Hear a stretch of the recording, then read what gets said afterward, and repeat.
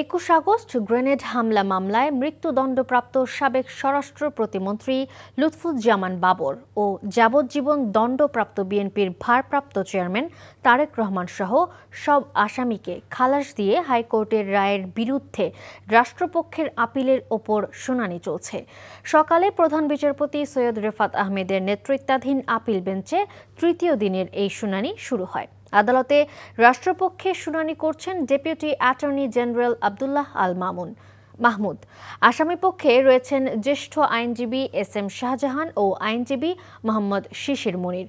বিচারপতি এ.কে.এম. আসাদুজ্জামান ও বিচারপতি সৈয়দ এনায়েত হোসেনের হাইকোর্ট বেঞ্চ গত 1 ডিসেম্বর সব আসামিকে খালাস দিয়ে রায় দেন। 19 ডিসেম্বর রায়ের পূর্ণাঙ্গ অনুলিপি প্রকাশ করা হয়। এরপর রাষ্ট্রপক্ষ পৃথক লিভ টু আপিল করে।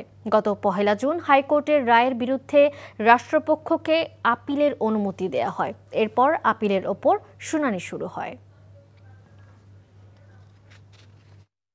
বান্ডেল থাকলে প্রতি সেনমানিতে টাকা বাঁচবে। বিকাশ সেনমানি বান্ডেল কিনে জিতুন প্রতি লেনদেনে।